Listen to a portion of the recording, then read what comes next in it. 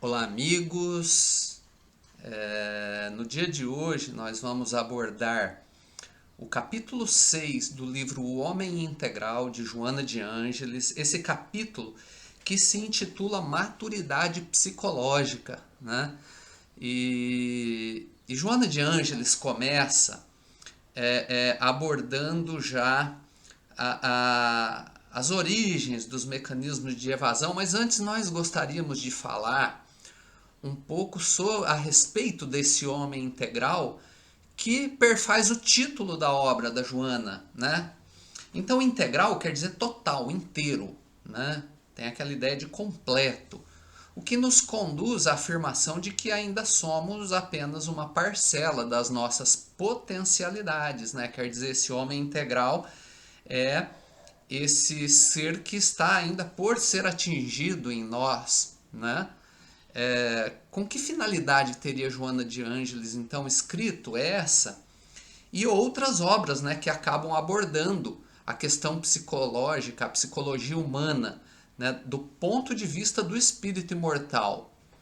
Bom, imaginamos ao ler as obras, né, deduzimos que com o objetivo de fornecer o homem a ampliação da abordagem tradicional da psicologia, né? Joana, por aproximação, ela estaria assim mais para a psicologia de Jung, né, do que da psicologia de Freud, né, na qual está acrescida então a visão espírita da psique, apresentando-nos esse ser espiritual, né, que é quem somos de fato, imortal, acrescentando a dimensão espiritual, acrescentando a relação em essas duas dimensões, né, o encarnado e o espírito, apresentando os processos de comunhão de interesses que irão gerar obsessões, desde os casos mais simples, presentes inclusive em cada um de nós, né, no cotidiano da humanidade, até os casos mais graves que a ciência tradicional iria classificar como, iria não, classifica como loucura, né?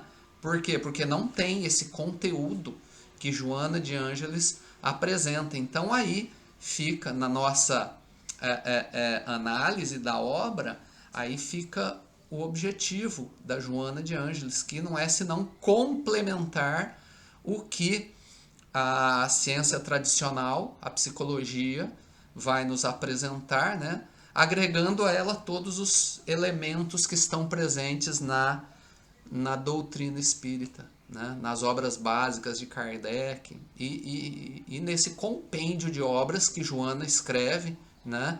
Dentro dessa área psicológica. Então, esse homem integral, na nossa análise, é esse homem completo. E qual seria o homem integral que nós teríamos para nos utilizarmos por referência nos dias de hoje? Jesus.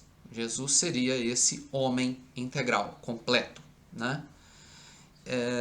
Então, Joana de Ângeles, no capítulo 6, Maturidade Psicológica, começa a abordar os mecanismos de evasão, de fuga, né?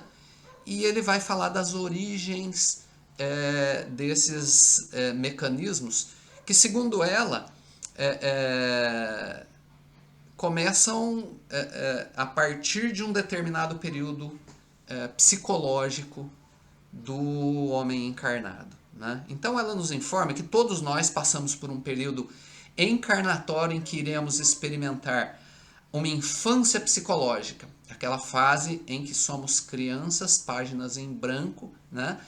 Essa experiência é adequada à idade biológica desse vaso, né? Isso é importante dizer, quer dizer, essa é uma fase natural da maturação da encarnação. É necessário que nós passamos por essa etapa para agregarmos novas informações. Então, por isso que a primeira infância, aquele período em que somos páginas em branco e aceitamos tudo dos nossos pais, dos professores, dos familiares, dos amigos, enfim, né, é que ela é necessária.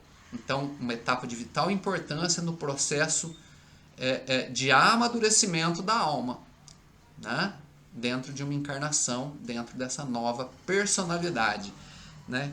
Essa alma que abriga uma individualidade, que vai viver uma nova experiência, vai receber um novo nome, né? Eu estou André, não sou o André. Então isso é importante a gente definir, né? Eu estou André. No entanto, André desencarnará, voltarei a ser o espírito imortal, essa personalidade cessará de existir, né? Porque retornarei no domínio de todo o conteúdo das minhas diversas experiências e irei encarnar de novo animando uma nova personalidade. Pedro, Paulo, João, sabe-se lá, né? Então, esse primeiro período, essa folha em branco que a gente vai identificar nas crianças, ele se encerra de forma gradual, mais ou menos no período em que as ciências psicológicas e biológicas definem como adolescência, né?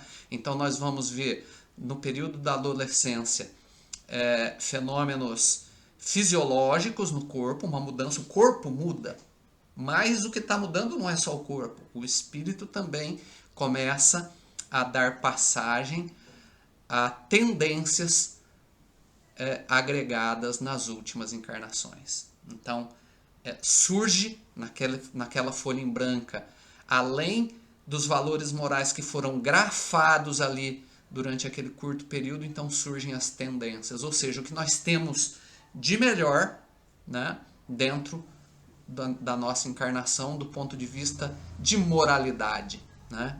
E ali algumas coisas vão se encontrar harmonicamente, outras vão atritar entre si, dependendo do que temos nas últimas encarnações. E por isso que esse período, essa fase biológica, a adolescência, ela é característica de muita turbulência, né? Então é essa metamorfose, essa junção desses dois valores extremamente necessária. E ao final desse processo teremos então o homem maduro, né? Assim é o que deve acontecer. Feita essa introdução, Joana nos apresenta então duas situações que contribuirão para uma permanência mais prolongada naquela infância psicológica, né? Essa infância ainda aonde o homem maduro não surgiu, né? E vai ser onde, por conta desses dois fatores que Joana nos apresentará, acontece então o que? Uma negação ao crescimento, na intenção de fugir das responsabilidades. Então, o primeiro fator que contribuirá para essa permanência prolongada nesse período de infância é ter a criança suas necessidades e anseios resolvidos pelos adultos. Isso é muito natural, né? É uma situação natural, normal e desejável durante a infância biológica. Na adolescência, então, é natural que surja um afastamento dessa condição de dependência para uma condição de independência, ou seja, uma negação da dependência, né? Isso acaba sendo, por vezes, fator de atrito na família, mas é uma condição plenamente natural, nos coloca Joana. E a consolidação desse processo de independência dá origem, então, ao adulto maduro, complementando o que a gente já tinha apresentado. No entanto, quando a personalidade ela assume uma postura de exigência, de comodismo, quando a personalidade se recusa a qualquer esforço na construção dessa personalidade mais equilibrada, né, teremos instalada não mais uma fase psicológica, mas uma patologia da psique, uma patologia do espírito. O corpo está saudável, mas temos ali uma alma adoecida, né? Então, entrarão em cena, segundo nos narra Joana de Ângeles, as teses psicológicas que a gente vai chamar, que é chamado pela ciência, pela psicologia, de mecanismos de evasão ou mecanismos de fuga. Então, nesse contexto aqui. Esses mecanismos, eles vão reagir aos deveres pelas mais variadas e, inclusive, ridículas formas de atitude nas quais fica claro a prevalência do período infantil, né? Por exemplo, você já viu um adulto gritando para impor a sua vontade, berrando ali, né, esbravejando? Então você vê refletido naquela atitude de um adulto, um corpo adulto, né, um comportamento infantil, né? E a gente coloca essa questão porque normalmente todos nós já teremos usado desse artifício em algum momento das nossas vidas, e é para mostrar que não somos esses homens integrais, meus irmãos. Todos nós estamos submetidos a esses mecanismos, né? Então a gente precisa entender para poder modificar, né? Esse foi só um exemplo, mas tem muitos elementos aí que a gente poderia trazer para provar que nós todos estamos. Mas o segundo elemento que Joana nos apresenta, que pode nos inserir nesses mecanismos, é ter as necessidades e anseios resolvidos pela violência do clã, né? Joana de Ângeles emprega esse termo, violência do clã, para se referir a um estilo de educação focado na violência. E quem viveu nos anos 80 vai se lembrar da varinha de goiabeira, vai se lembrar da cinta, do chinelo, né? Então, nesses casos, teremos uma transferência de faixa etária, de uma faixa etária para outra. Essa transferência forçada, artificial, que vai manter sufocado pelo medo, na inconsciência, as sequelas. Disso que Joana de Ângeles trata como castração. Irmãos, isso não é regra, isso é possibilidade, tá? Tem pessoas que enfrentam essas situações e saem num nível de maturidade maior, outras menor. Então, não há uma regra, depende o quê? Do conteúdo já agregado naquele espírito, né, que vai se representar na alma encarnada. Então, para alguns, as consequências do que Joana chama de castração serão terríveis, para outros passarão desapercebido. Então, e entre um e outro, teremos aí inúmeros elementos intermediários, né? Então, em ambos os casos, o desenvolvimento físico-intelectual, onde tudo aparenta estar correto, não corresponderá ao desenvolvimento emocional. Então isso é importante a gente ter em mente, porque essa é a nossa realidade.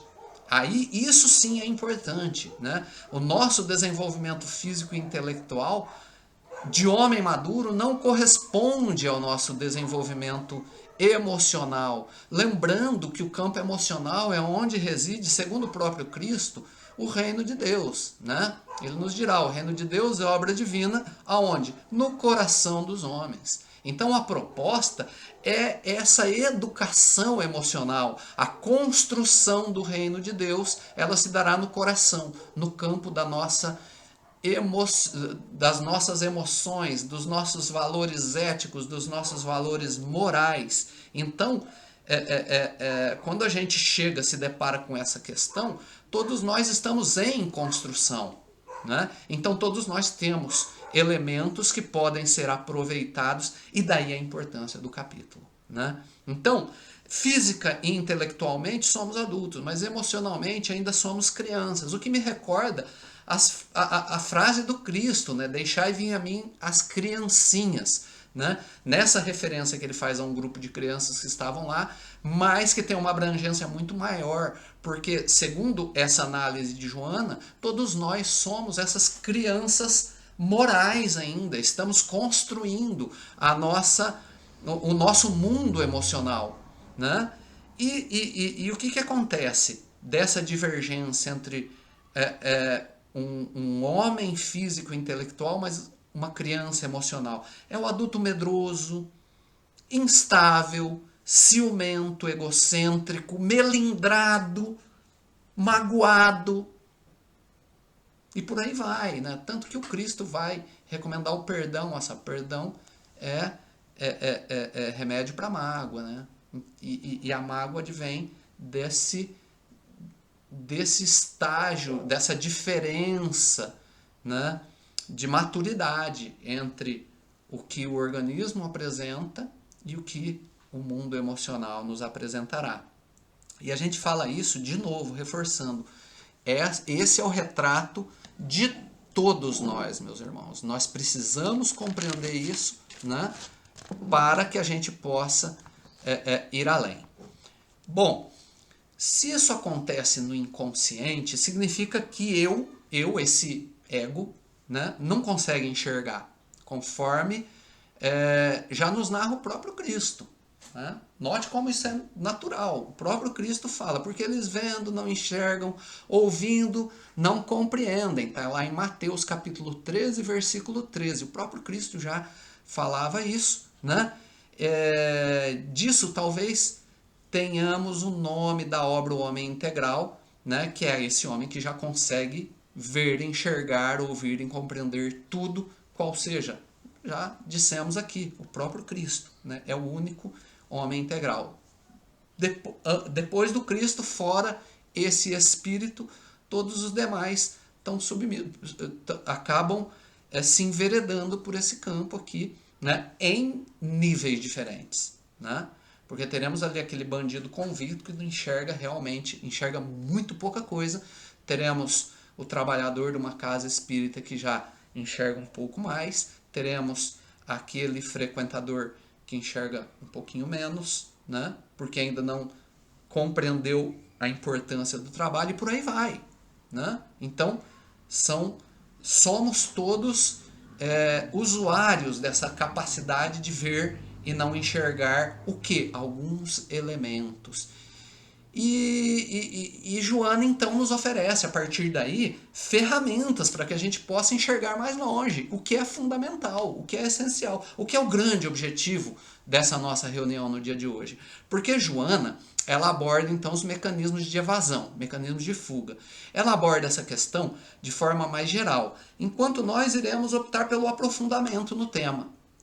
Por quê? Porque a gente considera de fundamental utilidade. Utilidade nesse sentido, porque a partir do momento que a gente entende o que é o mecanismo de evasão, mecanismo de fuga, a gente consegue aplicar ele em benefício próprio, para deixar de fugir. Então, para isso, a gente vai recorrer à obra Introdução à Psicologia, de Wayne Wheaton, capítulo 12, que vai tratar do tema Ansiedade e Mecanismos de Defesa. Esse capítulo vai abordar o tema sobre uma ótica mais próxima à de Freud. No entanto, a gente recorre ao livro Refletindo a Alma, capítulo 15, né?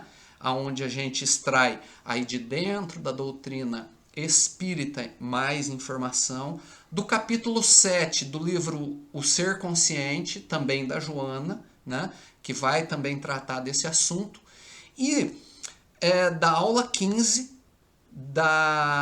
do curso de Introdução à Psicologia de Joana de Ângeles, né? Essa aula 15 que se intitula Mecanismos de Defesa, que é da TV Amergues, né? Que é a Associação Médico Espírita do Rio Grande do Sul. Então, esse é o conteúdo programático do qual a gente se utilizou para trabalhar os mecanismos de projeção. E o primeiro mecanismo, não vamos ter tempo para abordar todos, mas o primeiro mecanismo que a gente se propõe a abordar é o da projeção. Eventualmente a gente vem pincelando numa ou em outra palestra esse mecanismo, né, apresentando para os nossos companheiros, e aqui a gente vai abordar de forma mais específica, né?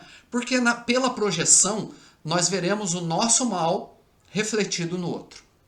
Tá? De forma bem resumida, isso é o mecanismo de fuga, projeção. Né? Na projeção acontece um esforço do inconsciente para nos aproximar de uma verdade, de um elemento, para trazer à tona esse elemento, que é um elemento gerador de conflito.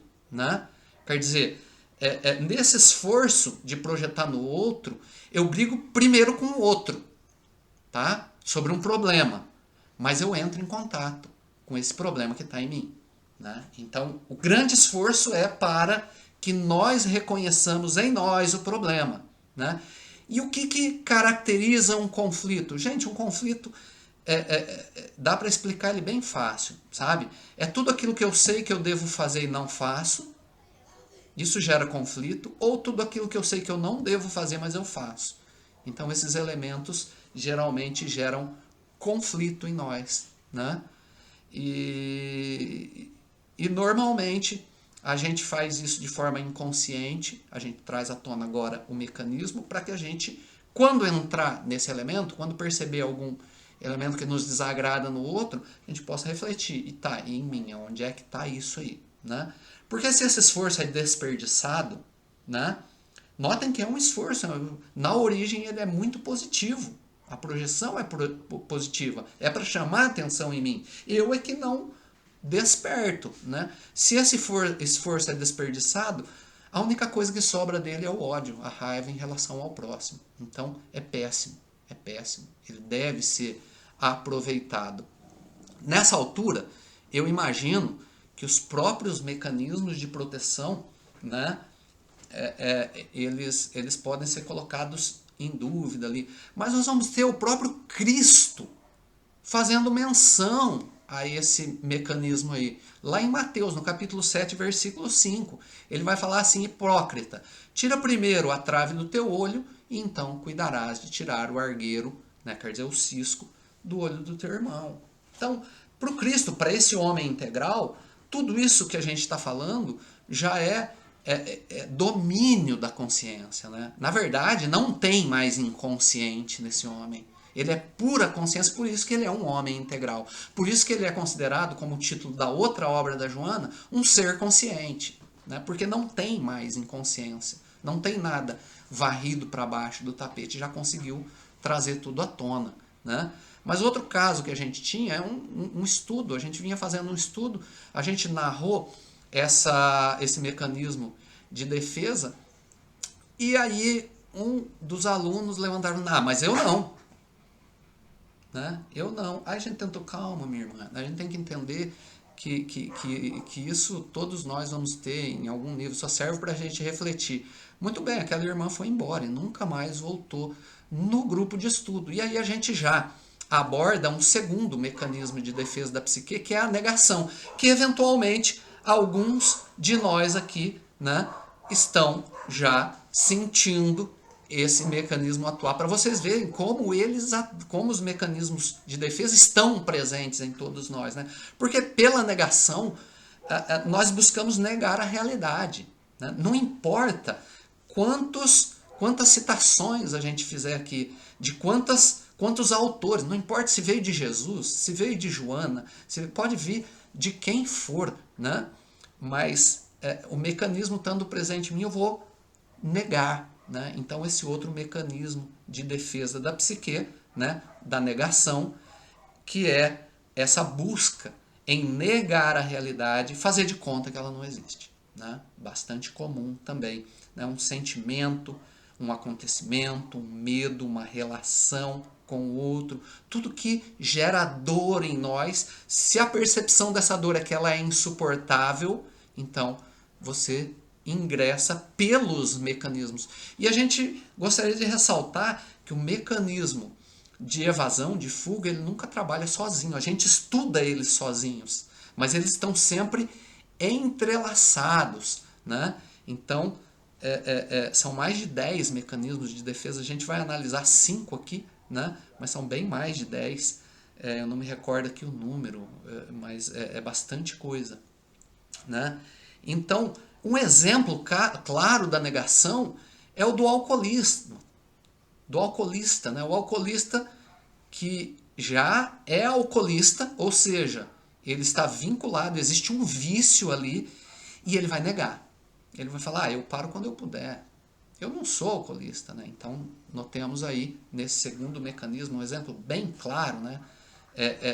Dos vícios. Os vícios geralmente vão usar a negação ali para reforçarem aquele comportamento, tá? Então, olha aí, bacana. Outro mecanismo, a repressão. A repressão é bem interessante, ela funciona como um porteiro. A repressão só deixa passar os convidados que tenham a senha, né? Então tem que ter a senha. Aquele que não tem a senha é expulso da consciência, né?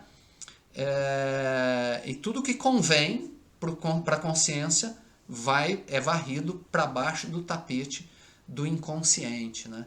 Então o Cristo fala também desse mecanismo de repressão. Ele fala, porque vendo não enxergam, ouvindo não compreendem, né? Mateus capítulo 13, versículo 13, já citei uma vez, né? Cito de novo aqui, porque tem muita ligação com esse campo da repressão, né? Não adianta ver, porque se não tiver a senha para ti, vai para baixo do tapete e ponto final, tá? Nós estamos reprimindo, nós estamos usando a repressão há 2000 anos, tá? O Cristo já nos ensinou tudo que a gente precisava saber e faz 2000 anos que nós usamos a repressão para não agir em conformidade, porque caso contrário já seríamos seres perfeitos hoje, né? Então, para ver o nível em que usamos esse mecanismo aqui de proteção da psique, tá?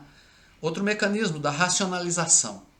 A racionalização, ele funciona muito parecido, de forma muito parecida com um outro que chama intelectualização, mas a racionalização é mais simples. A intelectualização é mais sofisticada, mais complexa, sabe? Então, mas vamos analisar a racionalização. É uma busca de razões lógicas para justificar o comportamento conflituoso, né? Então, sei que eu devo fazer e não faço. Sei que eu não devo fazer e faço, né? Então, eu vou buscar uma justificativa, né? Visando fugir dessas obrigações, né? Visando fugir, exigir meus direitos, que eu julgo ser direitos, né? Então, são desculpas que nós vamos dar para nós mesmos. Eu fiz mais, e aí vem a desculpa, né? Um exemplo bem interessante, e que todos nós temos, é aquele conto da raposa e da uva, né? A raposa luta, luta, luta para pegar a uva, quando vê que não dá, eu nem queria mesmo, né? Então você racionaliza com um argumento para dizer que tá tudo bem, e você deixa de ver a frustração de não ter atingido aquele objetivo que era um objetivo seu, né? Então, e finalmente, gente, o último que nós vamos ver aqui é a formação reativa. A formação reativa acontece quando o indivíduo experimenta um desejo instintivo, e se é instintivo, está ligado à animalidade, tá? Instinto é do reino anterior, né? O que nós temos hoje é a racionalidade, né? Mas então esse desejo instintivo, ou um desejo inconsciente, aí sim ligado à racionalidade, que é rejeitado conscientemente. Então a gente tem esse bate em nós e a gente fala, nossa, mas dentro do nosso campo a gente fala, isso não dá, isso não é meu. E você varre para baixo do tapete, mas na formação reativa você desenvolve um impulso oposto ao desejo, né? Então, um exemplo seria o aluno desconfortável com um trabalho e que se voluntaria para apresentar logo em primeiro lugar. Ele nem queria ter feito, mas como tá, ele vai fazer. Então, pela formação reativa, a gente vê um movimento que, na maioria das vezes, é muito positivo, né? Por exemplo, a gente vai ver muitos líderes religiosos, inclusive palestrantes, né? Por que não? Né? Nos grupos que presidem casas espíritas, a gente vai ver muito essa formação reativa aí, né? Atuando de forma muito rica, enriquecedora, inclusive, só que de forma inconsciente, né? Bacana seria se fosse consciente, porque talvez produzisse muito mais, né? Para ver como é interessante a mecânica, né? O que acontece por trás ali por trás dos campos de tudo que a gente acha que sabe, né? Então a gente tem outros mecanismos e não temos tempo para abordar todos os mecanismos, né? Mas para saber mais sobre eles, a gente recomenda então o canal do YouTube da TV Amergues, né, que é a Associação Médica Espírita do Rio Grande do Sul, né? Eles têm uma playlist lá fantástica, é um curso de introdução à psicologia de Joana de Ângeles, tá? Com 33 aulas. São professores desse curso, dois psicólogos muito bons, a doutora Michele Ponzoni dos Santos e o doutor Alexandre Fontoura dos Santos, né? E eles têm, na aula de número 15, eles vão tratar só dos mecanismos de defesa, tá? Vão falar de todos, vão falar muito mais do que eu falei aqui, né? De forma mais pormenorizada, sobre cada um dos mecanismos. A gente recomenda bastante que vocês assistam, quem se interessou pelo tema, né? Que assista. Por quê? Porque é muita ferramenta de uso para a nossa vida prática, para o nosso dia a dia. E o que nós buscamos na Casa Espírita não é senão ferramentas úteis, né, que a gente possa empregar no nosso dia a dia. Bom, recomendamos ainda duas obras, né, o livro Refletindo a Alma, né, que vai ter, no seu capítulo 15, vai tratar sobre a temática, e o livro Ser Consciente, né, que vai tratar sobre o tema no capítulo 7, a gente já falou aqui, né? Então fica aí essas duas recomendações dessas duas obras espíritas e do vídeo que também é espírita, que vai nos apresentar o conteúdo sobre o prisma da doutrina espírita.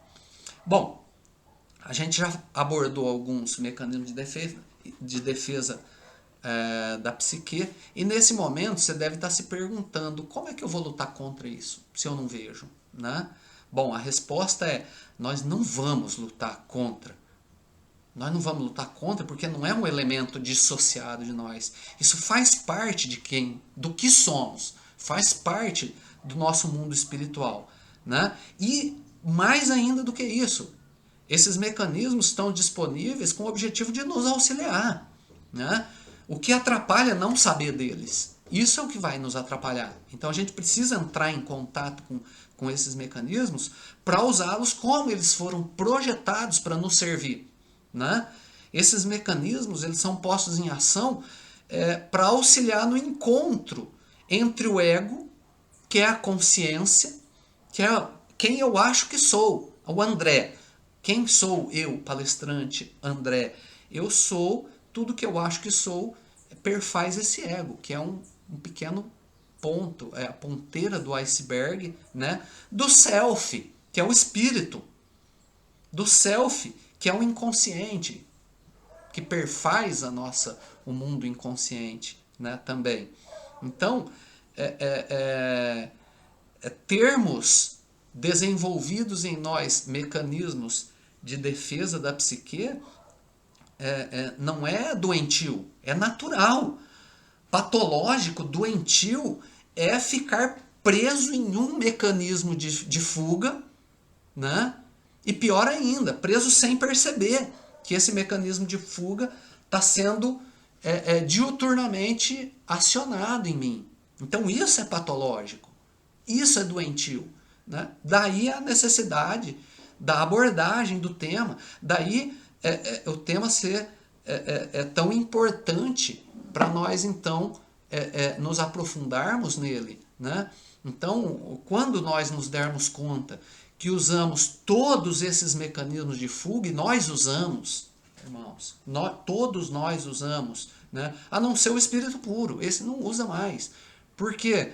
Porque ele não tem mais inconsciente. E em não tendo, não há necessidade de lançar para o mundo inconsciente um elemento, né?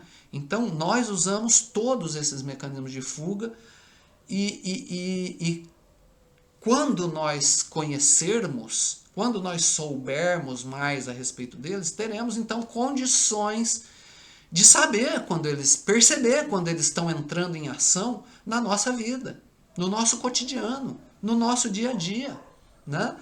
E aí, por saber, a gente pode empregá-los para o fim a que eles foram criados. Qual seja, olhar para dentro de nós, com o objetivo de aceitar aquilo que estamos sentindo. Aquilo que a gente até então percebia como insuportável. Por isso que varria para baixo, para o campo do inconsciente, né? Então olhar, aceitar o que nós estamos sentindo, mas aceitar sem alimentar o que vem da nossa sombra, né? E agora a gente precisa falar que não estamos aqui empregando o termo sombra com uma alusão à maldade, mas na acepção da nossa condição natural, meus irmãos, do momento da nossa criação. Segundo nos apresenta o Livro dos Espíritos, questão 115, fomos criados simples e ignorantes. A ignorância é a sombra, é a ausência de conhecimento da qual ainda temos, e essa gigantesca ausência de conhecimentos, né? Então, é o Saulo, né? O Saulo vivia submerso em sua sombra, e quando ele viu a luz, tornou-se o Paulo. Essa é a proposta de conhecermos, compreendermos esses mecanismos que, independente de se a gente sabe ou não, estão entrando em ação na vida de cada um de nós, meus irmãos, né?